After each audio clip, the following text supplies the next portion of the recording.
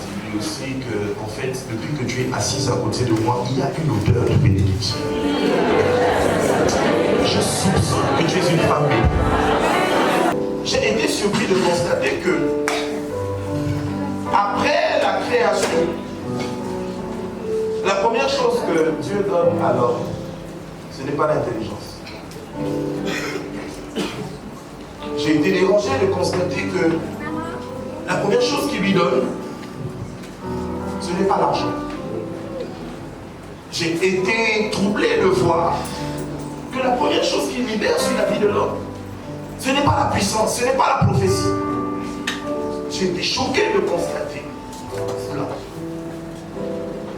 Dieu, avant de donner à l'homme la possibilité d'exercer sur la création, la domination, il donne d'abord à l'homme la bénédiction.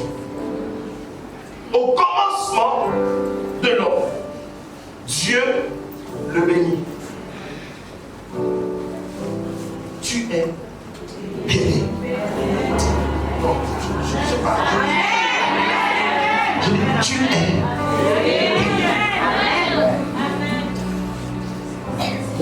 Dis à celui qui est à côté de toi, je suis béni. Ce qui te distingue des autres, ce n'est pas la grosse voiture que tu conduis. Ce qui te distinguera, ce n'est pas la grande maison dans laquelle tu vis. Ce n'est pas seulement la grande maison dans laquelle tu vis. Mais c'est la bénédiction qui te permet d'avoir les enfants.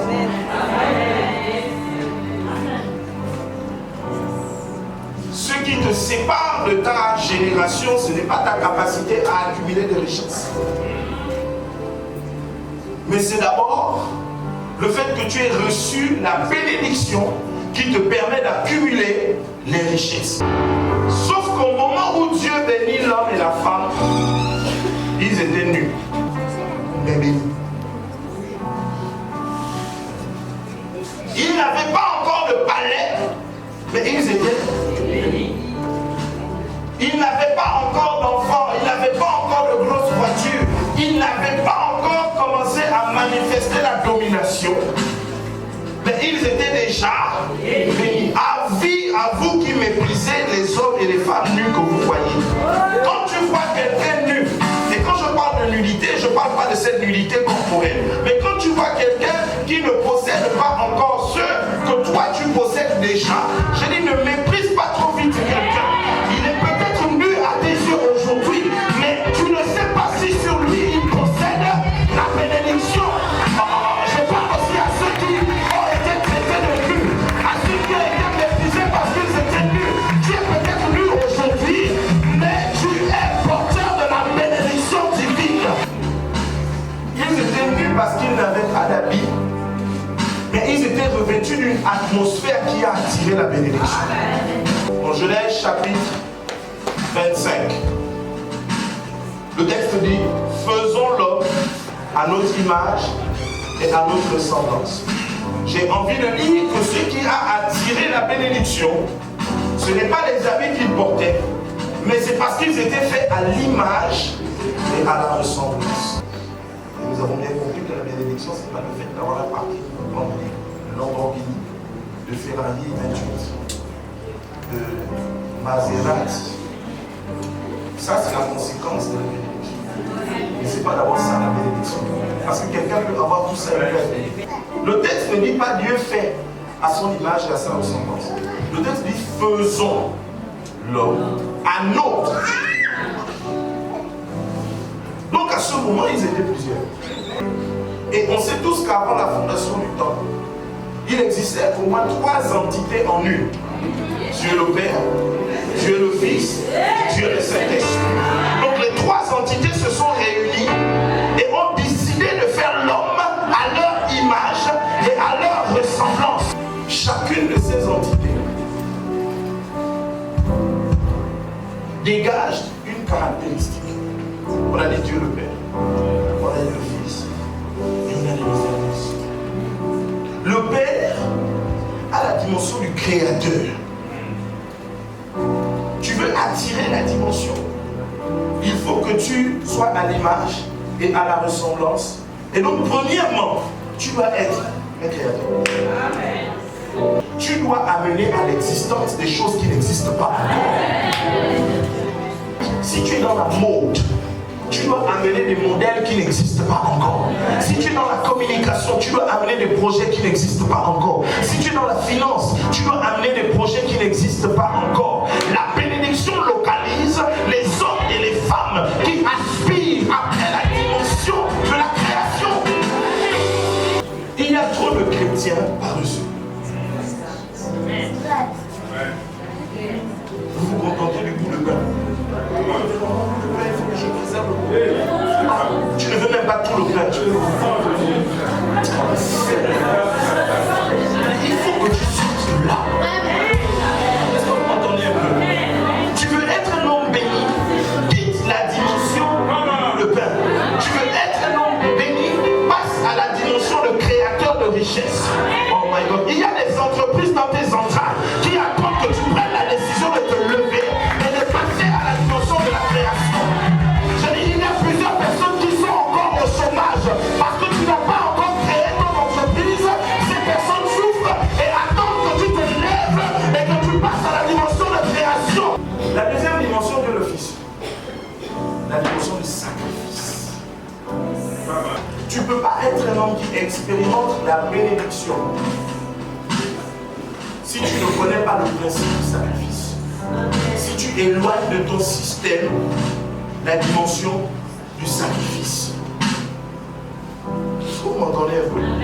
Même ceux qui n'appartiennent pas à nos milieux connaissent la dimension du sacrifice. Je vais te dire quelque chose de ça. Si tu poursuis un projet qui a une valeur de 10 millions et tu es dans tes mains 1 million, ton objectif c'est 10 millions et tu n'as que 1 million. Tu pars en nombre, tu t'élèves, tu descends, tu n'as que 1 million. À moins que tu fasses une expérience particulière avec Dieu où tu pour la machin, la ramasser, que tu multiplies toi et puis grâce à l'argent. Est-ce que vous voyez? Tu fais ton expérience personnelle. Si tu poursuis 10 millions et que tu n'as ton million est un sacrifice. Yes. Ton million est une semence. Parce que ce que toi tu poursuis est d'abord surnaturel avant d'être naturel. Alors tu as besoin de bousculer les systèmes qui sont surnaturels avec le sacrifice. Le sacrifice ouvre le ciel. Plusieurs d'entre vous, vous avez encore un ciel fermé parce que vous mangez votre sacrifice. Donc j'ai l'image et la ressemblance. Donc premièrement nous avons parlé de la création. Deuxièmement nous avons parlé de sacrifice. Et troisièmement, nous parlons du Saint-Esprit. La Bible présente le Saint-Esprit comme étant une puissance. Chrétienne pour la puissance. Je te redis ça encore, chrétien. Nous devons être puissants. Nous ne pouvons pas expérimenter une bénédiction qui dure si nous ne sommes pas des hommes et des femmes de puissance. Nous devons arrêter de fatiguer des pasteurs, de fatiguer des intercesseurs avec révérend. J'ai dormi la nuit et puis je ne sais pas ce qui s'est passé. Et j'ai seulement constaté qu'on m'a damé un fusil du jour. Un fusil nocturne.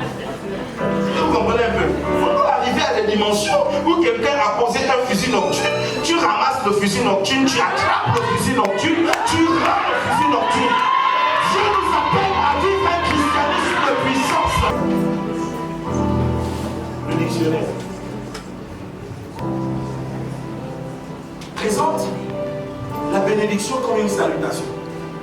Parce que dans le dictionnaire, la bénédiction est traduite par le fait de bien dire, de dire de belles paroles. Mais tu n'as pas remarqué que beaucoup de gens te disent de belles paroles, et malgré les belles paroles là, tu ne vois pas la manifestation des belles paroles. Vraiment, c'est une année de prospérité, de bonne santé. Tu vas le paluo, tu vas tout ça. Une parole, et pourtant de bénédiction, mais qui n'a pas d'effet. Donc j'ai compris qu'il y a des paroles de bénédiction qui sont simplement des salutations, qui sont des formes de civilité. Sois béni, oui mon frère, sois aussi béni. Est-ce que vous comprenez? Mais quand vous étudiez la Bible, la bénédiction est présentée comme une autorisation divine. La bénédiction est présentée comme un feu vert de l'Éternel qui te donne accès à ce qui est déjà rendu disponible. J'ai envie de te dire, la grandeur, la faveur, la gloire est déjà rendue disponible.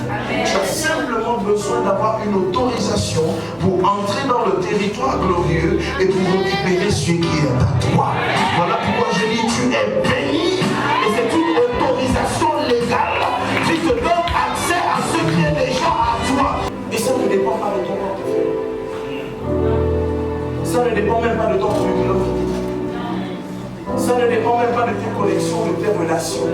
Quand tu es béni, les éléments de la nature, les hommes, les arbres, tout se met en mouvement afin de te favoriser. C'est alors que tu ne comprends pas. Tu as l'impression qu'il y a un embouteillage de gloire.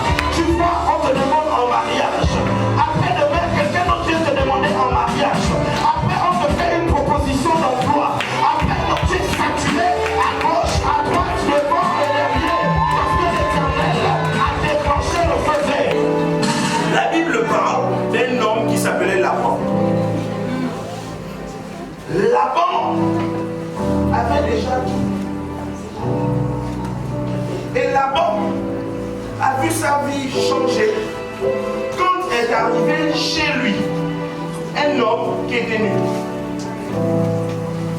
Quand Jacob a fui son frère Ésaü, il est parti de la maison, il n'avait rien.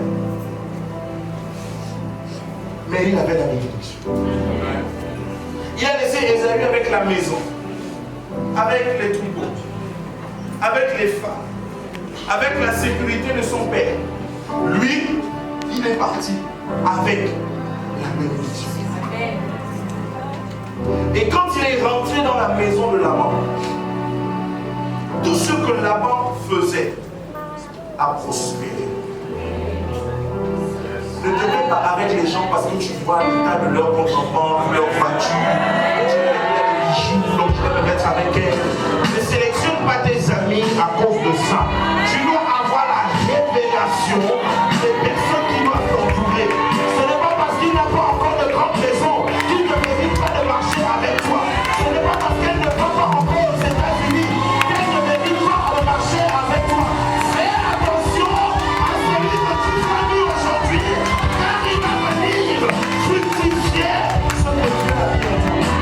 Élie est dans un temps de famine. Élie a faim. La Bible dit quoi? Qui a nourri Élie? Qui a nourri Élie? Les corbeaux, n'est-ce pas? Élie a faim. Et les corbeaux, sous instruction divine, viennent le nourrir. Moi, ce n'est pas le fait que les corbeaux aiment nourrir Élie. Ce n'est pas ce fait-là qui me choque. Vous savez ce qui me choque? Ils ont nourri les corbeaux. En fait, les corbeaux ont nourri Élie avec quelle nourriture? Premièrement, le pain. Deuxièmement, quoi? Tout le monde connaît le lien qu'il y a entre le corbeau et la viande. On sait tous que le corbeau aime la viande. Mais le corbeau a attrapé la viande. Il n'a pas mangé la viande. Et il a amené la viande chez Élie. Parce que cette viande-là n'était pas comme les autres viandes. Sur cette viande, il était écrit le destinataire, c'est Élie. J'ai été choqué. Il ne veut pas quoi? Dieu n'a pas envoyé des colons à boire de la viande.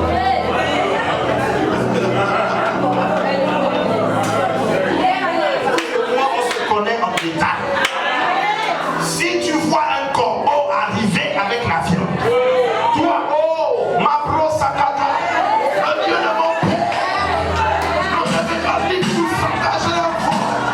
Tout esprit de nourriture envoyé par mes ennemis, soyez chassés. Donc il n'a pas utilisé la colombe qui symbolise l'esprit. Amen.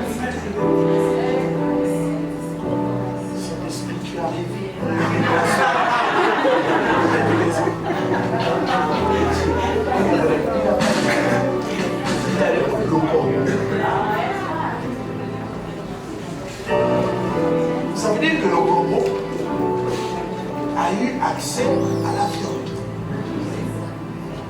Est-ce que vous savez qu'en temps de crise, il y a des gens qui ont accès à la viande? Amen. Et la Bible dit de ces gens-là que les méchants en masse, pour nous les justes. Tu n'as aucune connexion là-bas. Toi, tu es seulement pour la basite et les gros chakata. Mais comment tu peux penser que c'est ton frère qui est avec toi pour la basite et les gros chakata qui va venir te donner ce qui est là-bas? Parfois, Dieu inspire quelqu'un qui est là-bas. Amen. Amen. Amen. Je vais te choquer. Un sorcier, il ne parle pas en langue. C'est un rosicrucien, c'est un franc-maçon. Un démon en personne. Il ne connaît rien de l'église. Mais Dieu peut l'utiliser. Amen. Vous venez de bénir. Arrêtez de chasser les païens. Parfois, tu as besoin d'un combo. Tu as la possibilité d'aller prendre où il y a la viande et d'amener ça vers toi. Vous l'avez bien compris? Dieu bénit. Ensuite, les parents biologiques. Amen. Moi, je ne crois pas en cet évangile qui consiste à dire ton père c'est un sorcier, ta mère elle détient la marmite mystique depuis plusieurs générations. Il ne faut plus parler à ta mère. Amen. Il ne faut plus parler à tes frères. Je ne crois pas en cet évangile. Amen. Donc je crois en cet évangile où oui, dans nos familles nous avons des sorciers qui sont gouvernés par les esprits. Et quand nous nous levons en guerre, comme la Bible nous l'indique, nous ne luttons pas contre la chair et le sang.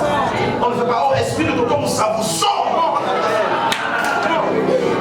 Nous nous attaquons à l'esprit qui agit et qui contrôle. Ézéchiel, je pense chapitre 16, le verset 6. Lisons ça. Et je te dis quoi?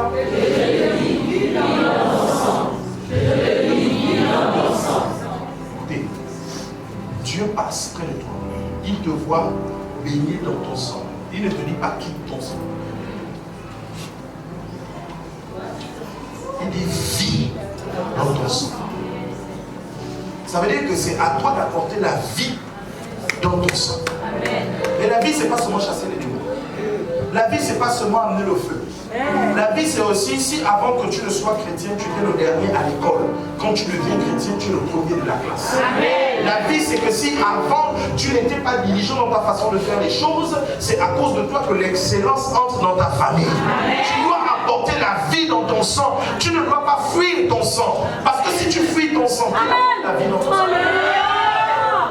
Si Dieu a permis que dans ta famille, tu sois celui qui l'accepte comme sauveur et Seigneur, c'est que tu deviens l'ambassade de la gloire de Dieu. Et donc quand toi tu fuis ta famille, qui représente Christ dans ta famille? Est-ce que tu sais que certains de tes parents ne sont pas morts parce que tu es chrétien? Est-ce que tu sais que certains sont peut-être passés à côté des situations compliquées parce que toi tu as fait le choix de suivre Christ dans ta vie comme sauveur et Seigneur? Tu dois apporter la vie dans ton sang. Tu ne dois pas fuir ton père. Tu ne dois pas fuir ta mère. Tu dois apporter la vie. Maintenant, apporter la vie ne veut pas dire être mamoule. Parce qu'on a des parents qui sont aussi des gens bizarres. Est-ce que vous comprenez? Qui sont animés d'esprits compliqués. Ça ne veut pas dire que tu as même maintenant tout ton corps. Le révérend dit, vis dans ton sang. Maman a dit,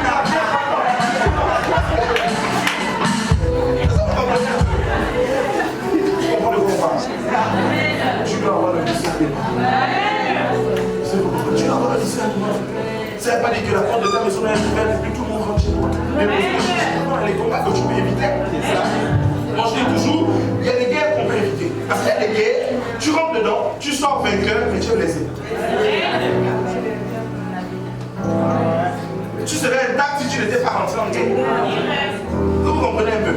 Et puis parfois il faut être conscient que là, ah Seigneur, toi-même tu sais que dans ce moment-là, même le jeûne qui a commencé, je n'ai pas jeûné. J'ai dans les prières bizarres. Mais non, il ne va pas soulever les combats. Toi-même tu sais que tu ne peux pas l'assumer. Vous comprenez un peu le combat? J'ai dit quoi? Vis dans ton sang. Parce que la bénédiction aussi vient de tes parents biologiques. Maintenant, quand tes parents biologiques te maudissent, parce que ça arrive, fait, quand je dis ça arrive, c'est comme si ça arrive même très souvent. Où les parents biologiques, sans déclarer des paroles de malédiction, libèrent des atmosphères de malédiction. Amen. Quand ça arrive, c'est là où tu vas avoir une paix spirituelle. Amen. Tu es en danger quand tu n'as pas de paix spirituelle. Parce que ton père peut te vomir. Ton père spirituel a la capacité d'effacer la malédiction de ton père biologique. Deutéronome 33, d'abord le verset 1. Lisons. Voici la bénédiction par laquelle Moïse, l'homme de Dieu, bénit les enfants d'Israël avant sa mort. Vers le verset 6.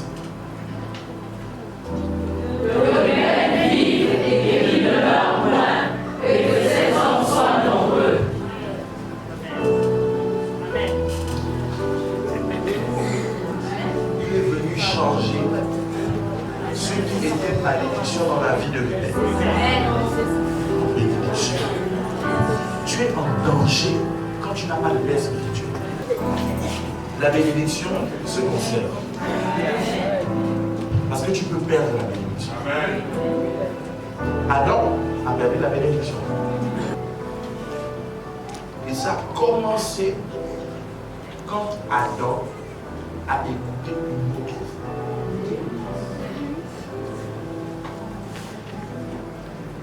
Tu veux conserver la bénédiction. N'écoute pas plusieurs fois. Quelqu'un peut te bénir, il n'y a aucun problème à cela. Tu peux écouter un message qui te bénit, il n'y a aucun problème à cela. Mais en ce qui concerne ta vie, ton orientation, les décisions importantes de ta vie, tu ne dois pas écouter plusieurs fois. Parce que quand tu commences à écouter plusieurs fois, c'est le début de la déchéance. Amen. Deuxièmement, vous savez pourquoi Adam aussi a perdu la bénédiction? Parce qu'il n'a payé aucun prix. Adam est venu, il a tout trouvé. Il a trouvé la terre créée, il a tout trouvé. On lui a donné la petite.